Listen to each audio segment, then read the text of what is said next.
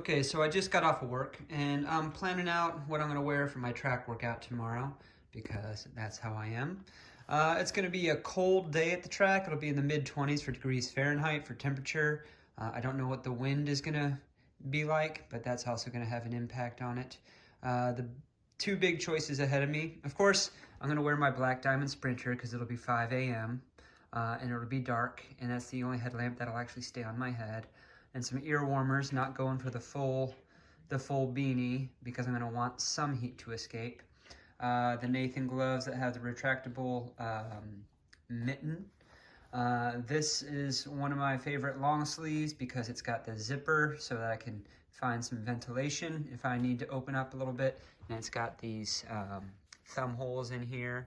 That's a tactile thing for me. I like having thumb holes. And my Injinji socks, of course. Excuse me. The pollen in the air is a thing, too. Injinjis are the only socks I wear, by the way, the toe socks. Once you go toe sock, you never go back. So the two big choices. One of them is going to be half tights or full-length tights. And I hate doing track workouts in full-length tights. If it's in the mid-20s, I'm just going to have to wear them and suck it up and deal with getting warm in the full-length tights. But range of motion is a big thing for me. And usually, after a good warm-up, a good 20-minute warm-up, these half tights will probably be enough for me. But we'll see. We'll test that tomorrow, maybe. The other big choice is obviously the shoes. Now, normally for this workout, the Adidas Takumi Sen 8 would be my first choice. It's pretty much my favorite workout shoe, anything for speed intervals, road or track. In fact, a lot of this discoloring on there is from the track. But I also am a fan of the Nike Streak Fly as a workout shoe. And I'm probably going to go with these tomorrow just because my legs are still a little bit beat up, and while it doesn't have the rigidity and the snappiness of the Takumi Sen, it's still a pretty fast shoe and bouncy, and this Pebax is just a little bit softer, and that's what I'll kind of want since with warm-up and cool-down and recoveries between reps and stuff, I'm going to want something that's comfortable for the whole way. More details on the actual workout later. Also probably going to wear my New Balance vest over this for during the warm-up, and then I'll kind of ditch that when I'm out ready to drop into reps. So we'll see everyone in the morning. You too, Con. The actual workout I'm doing is one that I designed a few years ago. I call it the Gutchecker 5000.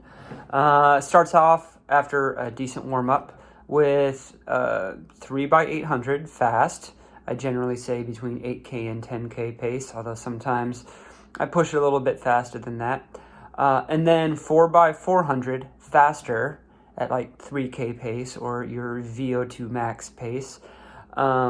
And then 1x1000 at the end. That starts off fast like you did with the 800s. And then on the last lap, treat it like a bell lap, faster, more to that 3K pace. So you're negative splitting. And that 1000 seems really long after that set of 400s. It really is, hence the name Gutchecker. I'm also going to do a 20-minute progressive warm-up, which is something that I prescribe to a lot of my athletes that I coach. Rather than just jogging around until the muscles are kind of loose and then dropping into mid 5-minute pace, 5:30, 5:40 pace, I like to be a little bit closer to that at the start. One, so I don't waste the first couple reps trying to bring the heart rate up to the target zone, but also so it's not so much of a shock to the system going from, say, 8-minute pace to something that's 2.5 minutes per mile faster. That's just intimidating, and it never feels good for that first lap or 2 laps. So 20 minutes. Those 10 minutes I'll kind of keep easy at whatever the body wants to do. If it's going to be cold and dark in the morning, say 8:20, 8:15 pace, maybe go into 8-minute pace. After 10 minutes, make a conscious acceleration more towards marathon pace, or even a little bit slower than marathon pace, but sub 7-minute, high 6 minutes for me, maybe into the mid to high 6s. So do that for about 5 minutes. So after that 5 minutes, you're 15 minutes in, then maybe 3 minutes or so, 2.5 to 3 minutes of a tempo pace. So in the low sixes for me.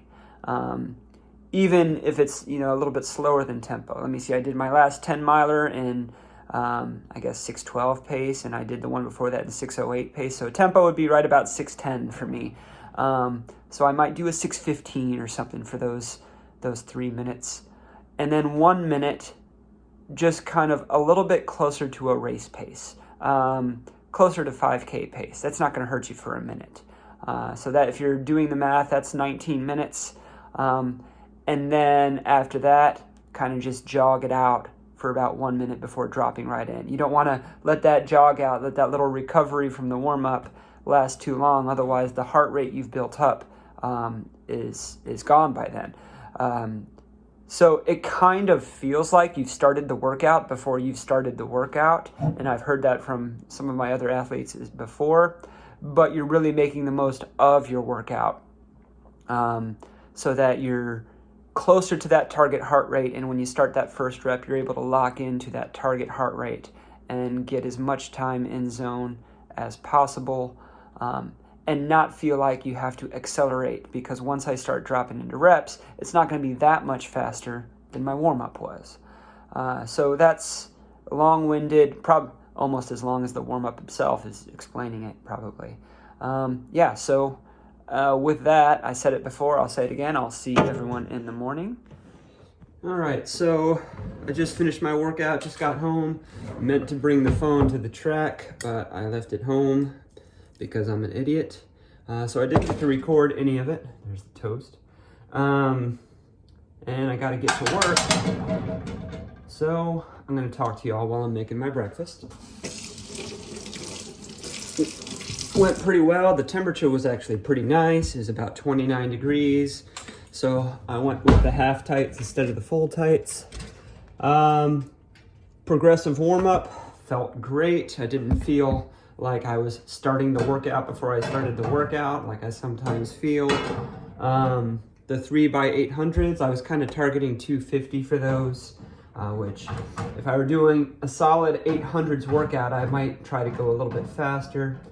And that's a bit faster than my 8K pace, to be honest, but it's what I think I could do for 800s. And I did a 250, a 249, and a 248, so that was good. The 400s, I usually try and target 80 seconds for each 400. Went out in a 78 for the first one, felt a little bit hot, consciously brought it back to 80 for the second one, and then I did 2 78s after that. So I was still feeling pretty good at that point, and usually the legs feel a bit heavy at that point, so I was feeling better than I expected. Then going into the 1,000, that's always the hard one. Especially coming off those 400s, you kind of still want to go fast. That first 600 should be a little bit slower, and it should almost feel sustainable. It did for about 200 meters, and then the legs started getting heavy. So I think I came through the 600 mark in about 210, which would be a couple seconds slower than I was doing the 800s. And had to kind of really check the gut in order to get that last 400 fast like I wanted to. And I was thinking, just keep it under 80, just keep it under 80 the whole time. I think I did that last lap because I took a split for it in 79.9. So it was just barely under 80 seconds, and I was starting to kind of get tunnel vision at the end of it there. The legs were getting heavy, as they should at the end of a 3-mile speed workout like that. This is a VO2 max stressor. I've got a few different types of workouts that I do. There's a VO2 max stressor, like a speed workout like this one, which is all in that high-end pace. There are LT stressors, which would be like your tempo runs or your tempo intervals. There are combo workouts, which I do, which mix the two of them. There's a workout I do called the Schizo that does that, but I wanted to do a VO2 max workout. And then there are also marathon pace workouts, which are less for fitness and more about for practicing pace. Anyway, with my racing schedule, this is about the only time I could get a good VO2 max workout in, and I hit all my targets. 59 minutes total run time, about 17 of that was fast running. So there was the 20-minute warm up, the 10-minute cool down, and then the recovery runs. It's good to have Anthony out there running with me. He's significantly faster than me, so he just hung out with me at my paces, but he was able to do them in lane 2. And then Derek was out there doing mile repeats. A couple other friends were out there doing a different workout. So having people on the track helps, and I think that helped earn me a second or two per rep. So all in all, a good day at the track. And yeah, I gotta eat this and get to work.